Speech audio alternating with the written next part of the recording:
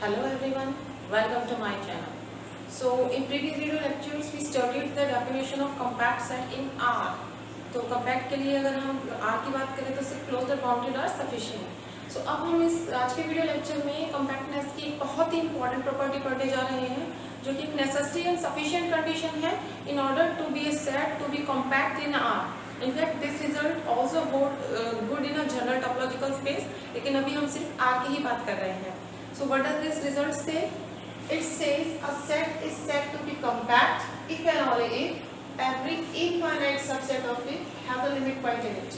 That means आप compactness को relate कर रहे हैं existence of limit point of the subset और वो भी infinite subset of a set. Okay? So किस तरीके से हम इस theorem को prove करेंगे क्योंकि ये बहुत ways true है तो अपन को एक एक करके इसका एक सबसे पहले main part and then converse part prove करना रहेगा. तो चलिए हम सबसे पहले and one more thing I want to mention here, I am not going to write each and every word for the proof of the theorem. My main task is to make you people understand. आपको समझाना मेरा main काम है कि वो किस तरीके से process follow हो रहा है. Okay? So हम let कर लेते हैं कि A be a compact set. A को हमने कोई भी compact set कर ले लिया. इसके बाद क्या कहा गया है? हमको बात कहा गया कि every infinite subset of A has a limit point in it. तो हम इसका एक इनफाइनाइट सबसेट लेके चल लेते हैं, फिर चेक करेंगे कि क्या उसका लिमिट पॉइंट इसके पास है कि नहीं है due to compactness. Does compactness guarantee this thing और नॉट. तो इसके लिए हमने बी सबसेट ले लिया ए का और बी के बारे में हमने क्या कहा है कि बी कैसा है, इनफाइनाइट है. ओके, अब ए कैसा है, कंपैक्ट. कंपैक्ट क्या होता है हमारे पास, close plus bounded. That means a जो है आपका क्लोज्ड और बाउंडेड है. ओके, और A का सबसेट है B, तो B भी कैसा हो गया आपका, इनफाइनाइट तो था ही और बाउंडेड का सबसेट बाउंडेड होता है तो फिर B बाउंडेड भी हो गया, तो इनफाइनाइट भी हो गया और बाउंडेड भी हो गया. अब the very first thing came to you in your mind, that is Bolzano Weierstrass theorem, जो हमने प्रीवियस वीडियो लेक्चर्स में करी थी कि अगर कोई भी सेट इनफाइनाइट और बाउंडेड है तो this Bolzano Weierstrass theorem guarantees a limit point of this set. तो इसका मतलब हम इतना तो कंफर्म है कि B के पास एक लिमिट पॉइंट पक्के से होगा. सो बाय बोल्जन-ओवेस्ट्रास थ्योरम एक लिमिट पॉइंट एग्जिस्ट करेगा B का. तो लेट L हमने बोल दिया is a limit point of B. ये B से अंदर बिलोंग करे या नहीं करे इसको हमें कोई बॉदर नहीं करना है क्योंकि लिमिट पॉइंट सेट से बाहर भी हो सकते हैं. ओके, तो ये हमने इसका लिमिट पॉइंट ले लिया. ओके, दैट मींस L इससे बिलोंग कर रहा है डिराइव्ड सेट ऑफ B से. आप जानते हैं set of all limit points is said to be derived set, तो ये इससे बिलोंग कर रहा है. नाउ बिकॉज अब यहाँ देखिए because A is a subset of B then derived set of A is a subset of derived set of B. That is a very general result for the derived sets. So अगर L B से belong कर रहा है तो इस result की वजह से L आपका DA से भी बिलोंग कर गया. Okay, that means L limit point हो गया किसका, A का. L हो गया लिमिट पॉइंट किसका, A का. अब A कैसा है आपका, क्लोज भी है साथ के साथ में. क्लोज सेट कौन सा होता है, जो अपने सारे लिमिट पॉइंट्स को कंटेन करता है. दैट मीन्स L अगर इसका लिमिट पॉइंट है तो फिर ये इससे ही बिलोंग करना चाहिए. That means L should belongs to A. So this was our task कि अगर हम कोई भी कंपैक्ट सेट का इनफाइनाइट सबसेट लेते हैं तो उस सेट का जो भी लिमिट पॉइंट होगा वो लिमिट पॉइंट सेट इटसेल्फ से बिलोंग करेगा.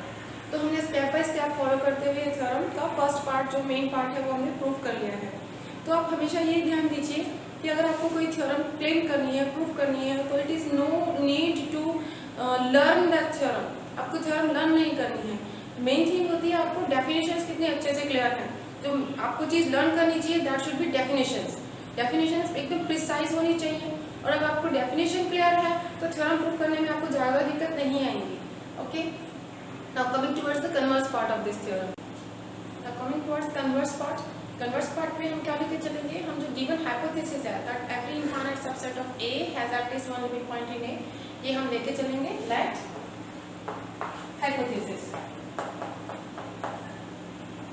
और हमारा क्लेम क्या रहेगा, क्लेम रहेगा A इज कॉम्पैक्ट.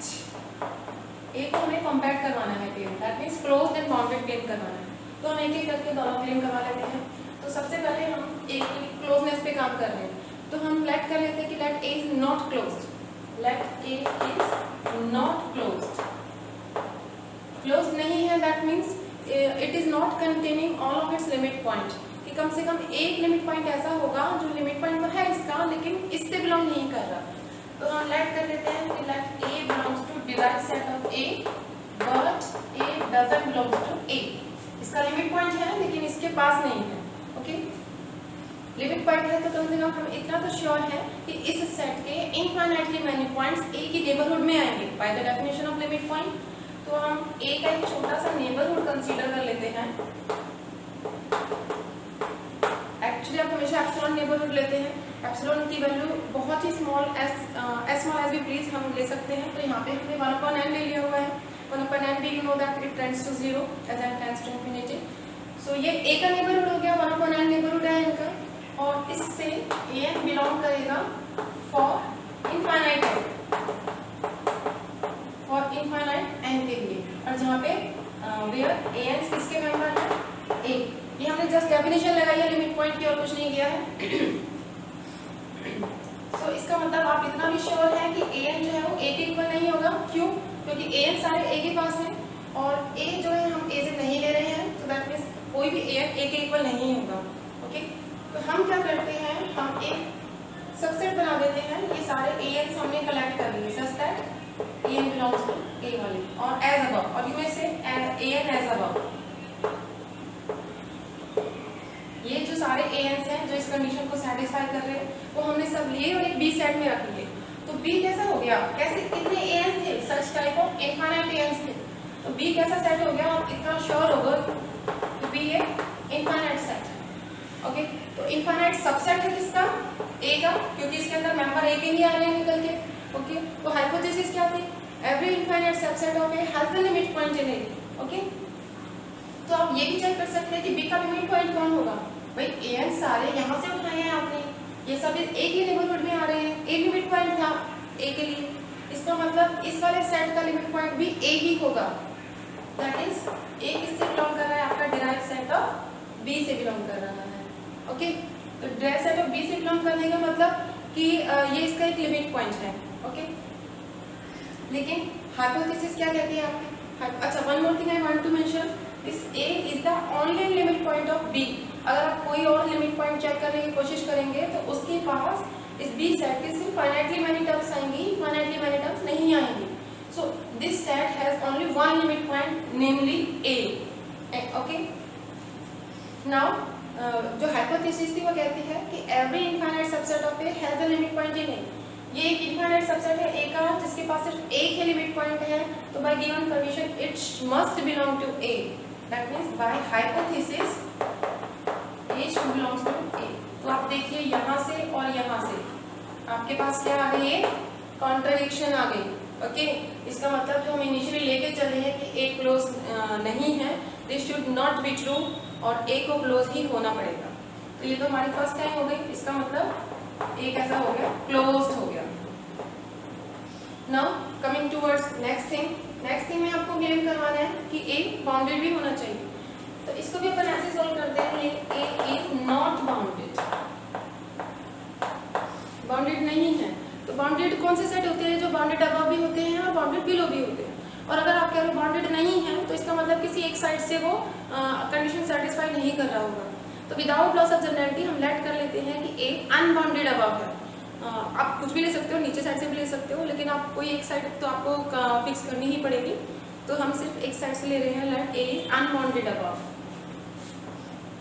तो अनबाउंडेड अबव का क्या मतलब होता है कि an is greater than n for all n in n and ans member किसके हैं, आपके a के। ये कंडीशन है अनबाउंडेड अबव की। What does it mean, bounded में क्या रहता है आपका, आपको एक स्मॉल k और एक कैपिटल K, दो कांस्टेंट मिलते हैं, और a सेट की सारी टर्म्स जितने भी ans हैं वो इनके बीच में बिलोंग करते हैं। और अगर आप कह रहे हो कि इस साइड से ये अनबाउंडेड अबव है, तो आपको ऐसा k कभी मिलेगा ही नहीं कि आपके पास हमेशा अगर आप कोई भी फिक्स करते हो तो सीक्वेंस की टर्म उससे भी बाहर निकल जाएंगे every time. So this is the condition for unbounded above. Okay, ठीक है। तो इस स्टेप के कितने मेंबर्स होंगे, अगेन फॉर ऑल n के लिए ट्रू हो रहा है। दैट मींस a1 जो है हम लेके चल रहे ग्रेटर देन 1 है, a2 ग्रेटर देन 2 है, and so so infinitely such members are there. Again do the same thing जो यहाँ किया था, इस टाइप के सारे ans को लेकर हम एक सेट बना देते हैं। तो अगेन ये बी सेट भी कैसा रहेगा, इनफाइनाइट रहेगा, इनफाइनाइट सेट है। फिर हमें हाइपोथेसिस ध्यान आती है कि ओके बी तो आपका सबसेट हो गया, ए का और इनफाइनाइट भी है, तो हाइपोथेसिस कहती है कि इसका लिमिट पॉइंट होना चाहिए एक ए के पास। नाउ कैन यू से कि अगर कोई सेट इस प्रकार का है तो उसका कोई लिमिट पॉइंट एग्जिस्ट करेगा। ये हम प्रीवियस अपने वीडियो लेक्चर्स में जहाँ लिमिट पॉइंट के एग्जांपल्स किए थे हम इसको डिस्कस कर चुके हैं। इस सेट का कोई लिमिट पॉइंट नहीं होता है, क्योंकि किसी भी एक सर्टेन पॉइंट के नेबरहुड में इस सेट के इनफाइनाइटली मैनी टर्म्स नहीं आने वाले। सो इस सेट के पास कोई लिमिट पॉइंट नहीं होगा, नो लिमिट पॉइंट इन ए।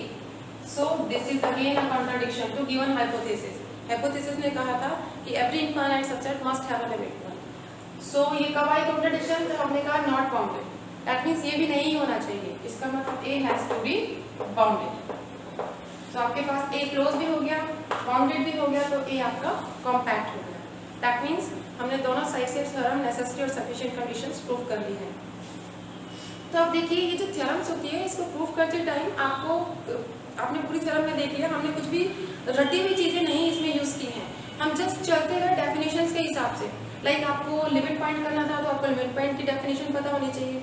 अगर आप कह रहे हो बाउंडेड नहीं है तो आपको पता होना चाहिए कि बाउंडेड नहीं होगा तो कैसा होगा, दैट मीन्स वो तभी क्लियर होगा जब आपको बाउंडेड की डेफिनेशन पता है। तो मेन चीज जो मैं आपसे कहना चाहूंगी कि आपको अगर मैथ्स अच्छे से समझना है, अच्छे से आपको मैथ्स करना है, तो आपको डेफिनेशन अच्छे से क्लियर होनी चाहिए। डेफिनेशन अगर आपको क्लियर है तो आपको मैथ्स समझने से कोई नहीं रोक सकता। सो इसके साथ ही मैं इतना कहना चाहूँगी कि अगर आपको ये थ्योरम समझ में आई है इस वीडियो लेक्चर के थ्रू आप इसको लाइक कीजिए। कोई भी क्वेश्चन है आप कमेंट करके पूछ सकते हैं, और अगर अभी तक आपने मेरा चैनल सब्सक्राइब नहीं किया है तो मेरे चैनल को सब्सक्राइब कीजिए एंड साइमल्टेनियसली बेल आइकन को भी प्रेस कीजिए ताकि आपको डेली अपडेट्स मिलती रहे। Thank you.